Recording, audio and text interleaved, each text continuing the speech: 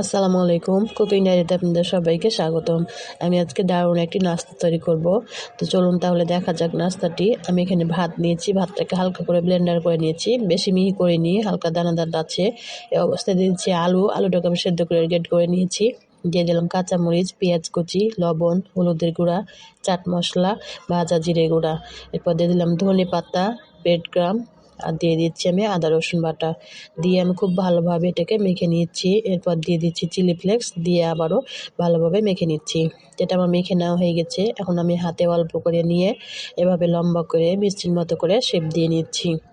সবগুলোকে এভাবে বানিয়ে নিয়েছি। এরপর আমি এখানে একটা পাতলা ব্যাটার তৈরি করে নিয়েছিলাম আটা দিয়ে, এখানে চুবিয়ে উঠিয়ে নিচ্ছি। এরপর দিয়ে দিচ্ছি ব্রেড গ্রামের সাথে ভালোভাবে কোট করে নিচ্ছি।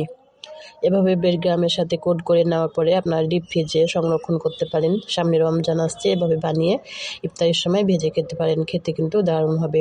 তা আমি এগুলোকে ভেজে নিব, তাই একে একে তেলে দিয়ে উল্টে পাল্টে ভেজে নিচ্ছি। তো আমার নাস্তাটা কেমন লেগেছে অবশ্যই কমেন্ট করতে ভুলবেন না। ভালো লাগলে এভাবে বাসায় ট্রাই করতে পারেন। তো আমার নাস্তাগুলো ভেজে নেওয়া হয়ে গেছে, আমি এগুলোকে উঠিয়ে নিচ্ছি। তো যারা আমার ভিডিওটি দেখছেন তাদেরকে সবাইকে অসংখ্য ধন্যবাদ। সবাই ভালো থাকেন। আল্লাহ হাফেজ।